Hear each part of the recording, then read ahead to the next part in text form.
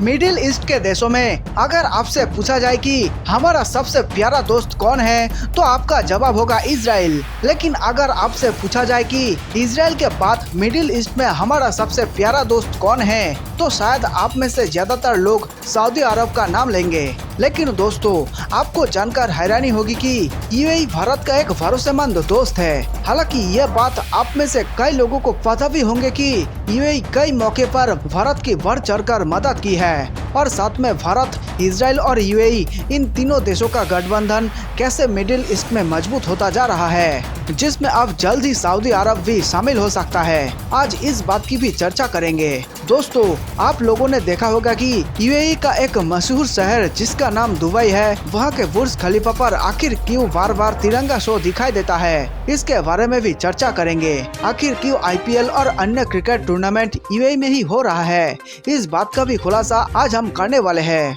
इतना ही नहीं, जब भी भारत किसी मुसीबत में होता है तो यूएई जैसा भरोसेमंद दोस्त हमेशा भारत के साथ खड़ा होता है, चाहे वे भारत में बाढ़ की समस्या हो या फिर आतंकवाद की हो या फिर आजकल कोरोना वायरस की हो। आखिर क्यों बॉलीवुड के संबंध यूएई से इतना मजबूत है, आज हम इस बात की भी चर्चा करेंगे कि आखिर गोल्डन वीजा क्या होता है और यूएई ने संजय दत्त को गोल्डन वीजा क्यों दिया। इन सभी बातों पर बेहद विस्तार से चर्चा करेंगे। सबसे पहले मैं आपको बता दूं कि यूएई देश का ज्यादातर व्यापार तेल से चलता है, लेकिन यहाँ की सरकार ने जबरदस्त फुर्ती दिखाते हुए अपने व्यापार को अब तेल से शिफ्ट करके नए नए बिजनेस में एक्सपेंड कर दिया है और इसी कारण यूएई अपने अलग अलग शहरों का प्रचार प्रसार हमेशा करता रहता है। तकरीबन 35 लाख भारतीय यूएई में आज भी रहते हैं और इसके लिए वहाँ की सरकार इनका पूरा ध्यान रखती है। अभी हाल ही में आपने सुना होगा कि जब यूएई कोरोना संकट से गुजर रहा था तब भारत के 105 डॉक्टरों और नर्सों की एक मेडिकल टीम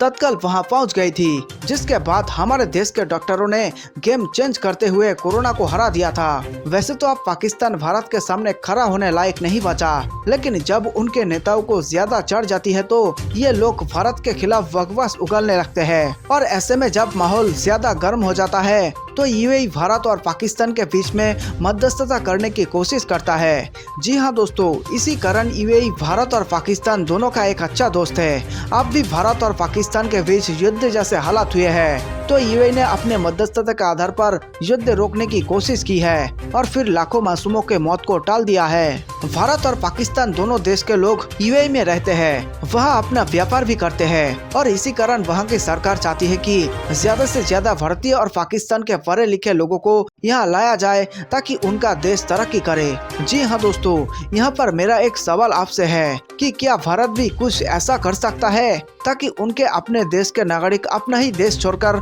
कहीं और बाहर ना चले जाए, क्योंकि पहले अमेरिका और यूरोप दोनों ही हमारे अच्छे टैलेंट को अट्रैक्ट कर लिया करते थे और अब यूएई हमारे टॉप टैलेंट को अट्रैक्ट कर रहा है और इसलिए वहाँ की सरकार ने संजय दत्त को गोल्डन वीजा भी दिया है ताकि ये बात पूरे भारत में फैले और ज्यादा से ज्यादा भारतीय यूएई में पधारे। अगर आपको नहीं मालूम तो आपको बता दें कि टैलेंटेड लोगों को यूएई में बसाने और उनके हुनर का लाभ उठाने के लिए यह वीजा दिया जाता है जिससे देश को फायदा मिल सके। अब भारत से संजय दत्त इकलौते ऐसे एक्टर हैं जिन्हें ये गोल्डन वीजा मिला है, जिससे वो काफी खुश है। संजय दत्त फिल्मों के सिलसिले में दुबई जाते रहते हैं, इस वीजा से उन्हें काफी फायदा मिलेगा। हाल ही में दुबई के प्रिंस शेख मोहम्मद बिन रशीद अल मखतूम जुड़वा बच्चे के पिता बने। संजय दत्त ने ट्विटर से उन्हें मुबारकबाद दी थी।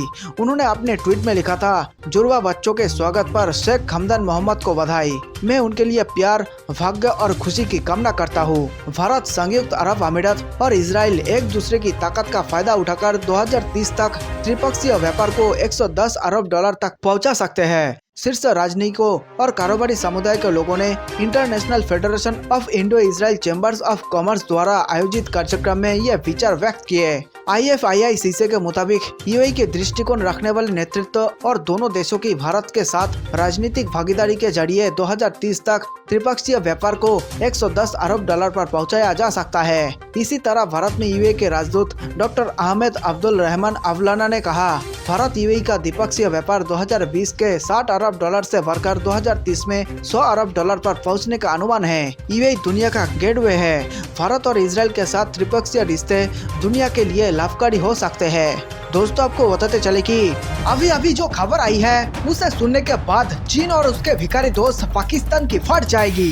जी हाँ दोस्तों, आप भी जरा ध्यान से इस खबर को देखिएगा, क्योंकि भारत ने इजराइल को लेकर जो बयान दिया है उसे सुनने के बाद आप भी झूम उठेंगे। और अंदर ही अंदर भारत और उसके जिगरी दोस्त इजराइल ने मिलकर पाकिस्तान और चीन के बर्बादी का प्लान तैयार कर लिया है। और ऐसा माना जा रहा है कि किसी भी वक्त इजराइल की तरफ से पाकिस्तान पर एयर स्ट्राइक हो सकता है।